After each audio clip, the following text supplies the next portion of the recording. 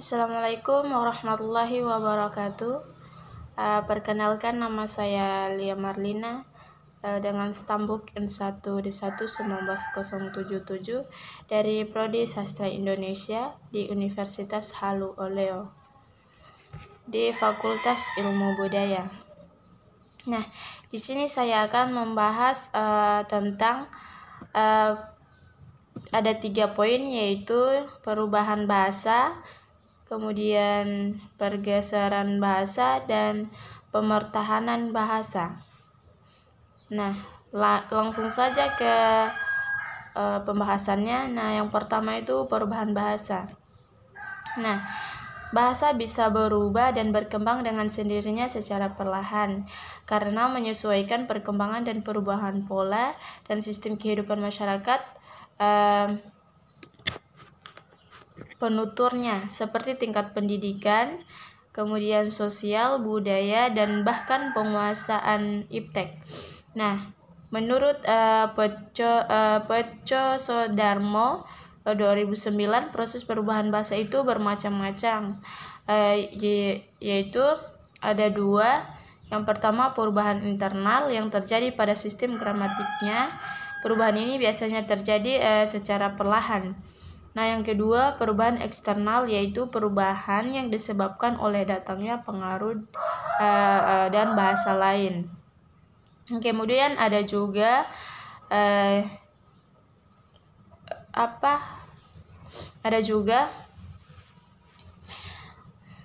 perubahan internal, pada hakikatnya merupakan perubahan yang terjadi dari bahasa itu sendiri pada sistem gramatiknya.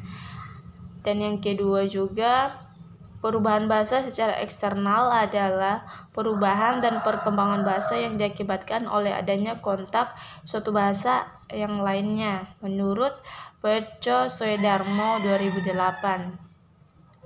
Nah, pengaruh masuknya agama Islam ke Indonesia telah menyebabkan banyaknya kata-kata serapan bahasa Arab ke dalam bahasa Indonesia, seperti kata musyawarah, sahih, ikhtiar, dan sebagainya. Begitu pula masuknya agama Hindu telah memperkaya begitu banyak kosakata bahasa Jawa dan bahasa Melayu Indonesia yang berasal dari bahasa Sanskerta. Sebagai pengaruh penjajahan Belanda, telah banyak pula kosakata yang telah diadopsi menjadi bahasa Indonesia. Pengaruh ilmu dan teknologi, telah banyak kata-kata dan istilah yang diserap dari bahasa Inggris. Nah, adanya kontak perdagangan dengan bahasa lain, telah banyak istilah-istilah bahasa bisnis yang masuk menjadi kosakata bahasa Indonesia. Kemudian dampak dari kontak-kontak sosial yang didasarkan pada berbagai kepentingan tersebut, menurut Peseran, dapat berdampak itu masuknya kata serapan, masuknya unsur morfologi baru, masuknya fonem baru, masuknya variasi tutur baru. Selanjutnya kita ke pembahasan pergeseran bahasa. Nah, dalam sosiolinguistik, pergeseran bahasa merupakan fenomena yang sangat menarik untuk dibahas. Dalam kenyataan berbahasa, bahasa dapat menggeser bahasa lain. Bahasa yang tergeser adalah bahasa yang tidak mampu mempertahankan diri, menurut Sumarsono 2011. Nah, seperti disampaikan juga oleh Fasol Susiartini 2018 bahwa pergeseran dan pemertahanan bahasa ibarat 2 sisi mata uang yang tidak dapat dipisahkan satu sama lainnya. Kemudian ada banyak faktor yang menyebabkan pergeseran dan kepunahan bahasa. Sumarno dalam Bramono dan Rahman 2012 mengungkapkan beberapa faktor yang menyebabkan pergeseran bahasa, yaitu migrasi atau perpindahan penduduk, faktor ekonomi, sosial, dan faktor pendidikan. Migrasi dapat berwujud 2 kemungkinan. Yang pertama, kelompok-kelompok kecil bermigrasi ke daerah atau negara lain yang tentu saja menyebabkan bahasa mereka tidak berfungsi di daerah yang baru. Kedua, gelombang besar penutur bahasa berimigrasi membanjiri sebuah wilayah kecil dengan sedikit penduduk, menyebabkan penduduk setempat terpecah dan bahasanya tergeser. Kita lanjut. ke pemertahanan bahasa. Nah, pemertahanan bahasa merupakan suatu upaya yang dilakukan oleh seseorang maupun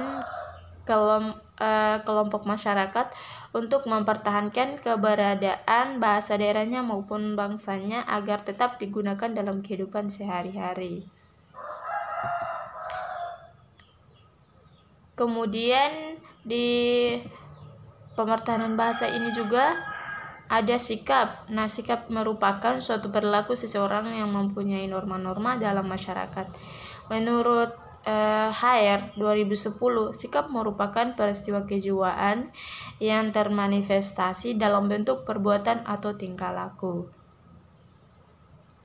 Kemudian Suandi 2014 mengemukakan bahwa sikap positif bahwa adalah menggunakan bahasa sesuai dengan situasi kebahasaan yang berkaitan dengan yang pertama penggunaan bahasa sesuai dengan kaidah dan situasi bahasa. Nah, yang kedua penggunaan bahasa sendiri tanpa dicampur dengan bahasa asing. Nah, yang ketiga penggunaan bahasa sesuai dengan keperluan. Sedangkan sikap negatif bahasa juga menyebabkan orang acuh tak acuh terhadap pembinaan, pelestarian dan bahasanya. Kemudian ia tidak lagi merasa bangga menggunakan bahasanya sendiri sebagai identitas jati diri dan mereka malu menggunakan bahasanya sendiri. Nah, dari penjelasan tadi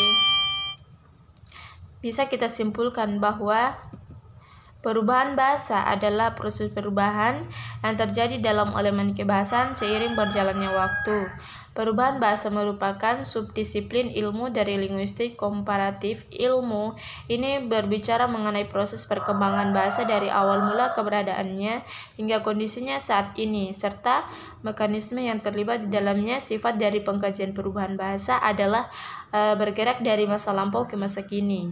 Kemudian ada beberapa contoh perubahan diantaranya yaitu perubahan fonologi, perubahan morfologi, perubahan sintaksis, kemudian ada perubahan kosakata dan perubahan semantik. Nah, yang pembahasan kedua disimpulkan bahwa pergeseran bahasa juga dikenal sebagai transfer bahasa atau penggantian bahasa atau asimilasi bahasa. Merupakan proses di mana komunitas bahasa bergeser bahasa ke bahasa yang berbeda, biasanya dalam jangka waktu yang lama. Nah, seringkali bahasa yang dianggap berstatus lebih tinggi distabilisasikan atau disebarkan dengan mengorbankan bahasa lain yang dianggap berstatus lebih rendah oleh penuturnya sendiri. Nah, yang ketiga, pemertahanan bahasa. Disimpulkan bahwa pemertahanan bahasa terjadi pada suatu masyarakat. Bahasa masih terus menggunakan bahasanya pada ranah-ranah penggunaan bahasa yang biasanya secara tradisi dikuasai oleh penutur bahasa tersebut. Pengkajian tentang pemertahanan bahasa biasanya mengarah pada hubungan di antara perubahan dan kemantapan yang terjadi pada kebiasaan berbahasa dengan proses psikologis, sosial, dan budaya yang sedang berlangsung pada saat masyarakat bahasa yang berbeda berhubungan satu sama lainnya. Nah, itulah yang bisa saya presentasikan pada video kali ini. Lebih dan kurangnya mohon dimaafkan.